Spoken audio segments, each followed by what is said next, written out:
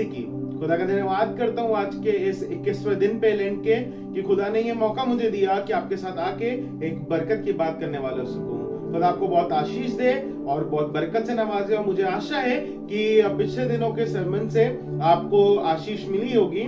आज का मेरा सरमन है, आज का मेरा टॉपिक है छुटकारा, स्वतंत्रता। हमें छुटकारा कैसे और किन किन चीजों से चाहिए होता है।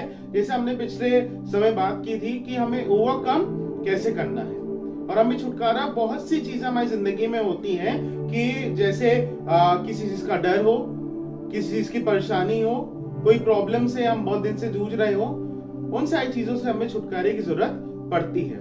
और वचन हमें बताता है कि हमें छुटकारा कैसे मिलता है। आइए देखें यशायाह भविष्यवक्ता की किताब, उसका 61 चैप्टर और उसकी पहली वर्स। प्रभु यहोवा की आत्मा मुझ पर है, क्योंकि यहोवा ने सुसमाचार सुनाने के लिए मेरा अभिषेक किया और मुझे इसलिए भेजा है कि मैं खेदित मन के लोगों को शांति दूं, कि बंदियों के लिए स्वतंत्रता और कैदियों के लिए छुटकारे का प्रचार करूं। हालेलुया। ये वचन यशायाह बात कर रहा है हमसे कि प्रभु का आत्मा मुझ पर है। हमें आज ये विश्वास से कहना है कि प्रभु का आत्मा मुझ पर है, क्योंकि जब प्रभु का आत्मा हम पे होता है हमें स्वतंत्रता अपने आप मिल जाती है। क्योंकि यहोवा के ने सुसमाचार सुनाने के लिए मेरा अभिषेक किया और मुझे इसलिए भेजा है कि खेदित मन लोगों को शांति दूं। खेदित हमारा मन हो जाता है, उदास हमारा मन हो जाता है जब हम ट्राई पे ट्राई, कोशिश पे कोशिश करते रहते हैं और वो चीज नहीं होती, हम डिसअपॉइंट हो जाते हैं और हम खेदित हो जाते हैं। और यहाँ पे कह रहा है कि सुसमाचार सुनाने के लिए मेरा अभिषेक किया, कि इसलिए भेजा कि खेदित मन लोगों को शांति दूं। हालेलुया। ये सुसमाचार उसने आपके लिए दिया है। अगर आपका मन किसी भी दुख से आप जूझ रहे हैं, आपका मन में किसी भी चीज की प्रॉब्लम है, आज आप मान के चलिए कि खुदा इस वचन के थ्रू आपको छुटकारा देने पे है, आपको स्वतंत्रता देने पे है। और यह लिखा हुआ है कि बंदियों के लिए स्वतंत्रता और कैदियों के लिए छुटकारे का प्रचार करूं। बंदी केवल जेल में नहीं होते हैं, हम अपने ख्याल में ही कभी कभी बंदी हो जाते हैं। कैसे? कोई एक चीज पे हम स्थिर हो गए और हम मिल नहीं रहे, नहीं हमसे नहीं हो पाएगा, नहीं कर पाएंगे। यहाँ पे परमेश्वर कह रहा है कि वो इसलिए आया कि बंदियों के लिए स्वतंत्रता और कैदियों के लिए छुटकारे का प्रचार करो। अगर आप अपने ही खुद के ख्याल में कैदी हैं, अगर आप खुद की सोच में ही कैदी हैं, अगर आप किसी और की सोच में कहती हैं कि उसने ऐसा बोल दिया, मैं तो ऐसा कर नहीं पाऊंगा, अब तो नहीं होगा मेरे से, अब तो मैं इस बीमारी से ठीक हो ही नहीं सकता, इतनी दुआ कर ली, इतनी चीजें कर ली, अब तो कुछ हो नहीं सकता मेरा, अब तो मैं उठा लिया जाऊंगा। उसने आपको छुटकारा देने के लिए ये सुसमाचार का प्रचार किया। परमेश्वर का आत्मा आप पर है और वो आपको अभिषेक करता है कि आप खुद को भी छुटकारा दो और जिसको छुटकारे की जरूरत है आप उसको भी छुटकारा दो। एक वर्ष और पढ़ाना चाहूंगा जो आपको मिलेगी, गलातियों उसका 5वां बाब और उसकी पहली वर्ष। मसीह ने स्वतंत्रता के लिए हमें स्वतंत्र किया है, अतः इसी में स्थिर रहो और दासवत के जुए में फिर ना जुटो। मसीह ने स्वतंत्रता के लिए हमें स्वतंत्र किया है, हमें बंदी रहने के लिए उसने हमें स्वतंत्र नहीं किया है।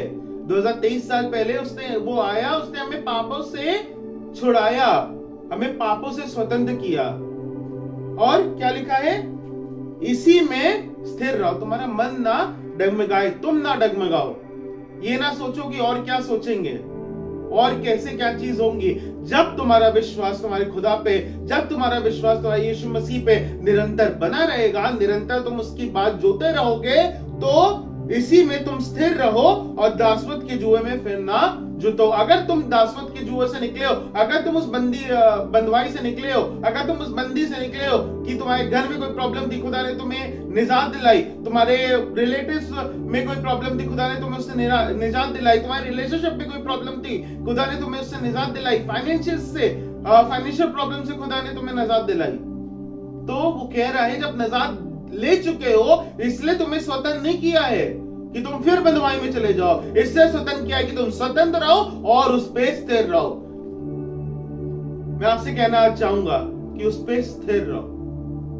तूफान आएंगे हिलाने के लिए, जमीन हिलेगी गिराने के लिए, लेकिन तुम्हें अपने मसीह यीशु पे स्थिर रहना है। एक ये बुकमार्क मुझे मिला था, वो मुझे बहुत अच्छा लगता है। इसमें लिखा है, यहोवा तुम्हारे मध्य में आश्रय कर्म करेगा। यहोशू 3:5। आज विश्वास के साथ इस पे स्थिर रहो कि यहोवा तुम्हारे मध्य में आश्रय कर्म करेगा, क्योंकि उसने तुझे प्रॉमिस किया है, तुम्हें प्रॉमिस किया है कि वह तुम्हें स्वतंत्र करेगा और तुम उसके बाद स्वतंत्र रहोगे। आइए दुआ करें।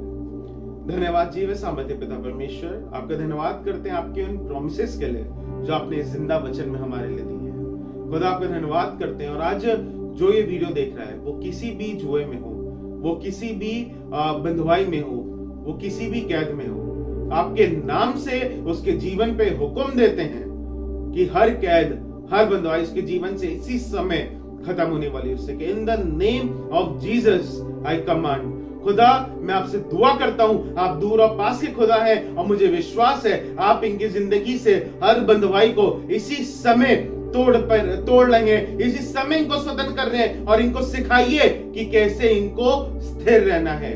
और आपने अपने वचन में कहा है, यहोवा तुम्हारे मध्य में आश्रय कर्म करेगा। और हाँ खुदा के बेटो और बेटियों, खुदा तुम्हारे बीच में आज आश्रय कर्म करने पे, तुम्हारी जिंदगी में, तुम्हारे घर वालों में, तुम्हारे घर में, तुम्हारे ऑफिस में, तुम्हारे काम में आज वो आश्रय कर्म करने पे। जस्ट रिसीव, इसको अपनी जबान से अंगीकार करो कि खुदा तुम्हारे बीच में है और आज वो तुम्हारे बीच में एक आश्रय कर्म करेगा। उसने तुम्हें स्वतंत्र किया है कि तुम बंधुआई में ना रहो, परंतु तुम स्वतंत्र रहो। इस दुआ को पिता परमेश्वर अपने प्यारे बेटे यीशु मसीह के नाम से सुनिए, आसमान में कबूल करिए। आमीन। जय मसीह की।